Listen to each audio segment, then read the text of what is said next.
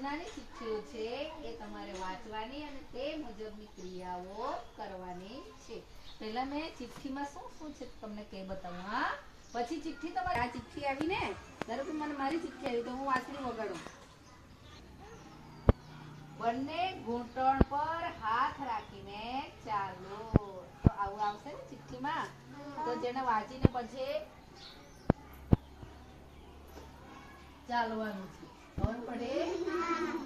ચિઠ્ઠી છે અંગૂઠા પકડીને ચાલો. હા, ચિઠ્ઠી બતાવવાની નથી, મેં વાંચી લીધી. હવે મેં ચિઠ્ઠી મૂકી દીધી, પછી હું ચાલુ છું, તમારે જાણી જવાનું. બોલો. ચિઠ્ઠીમાં શું હતું?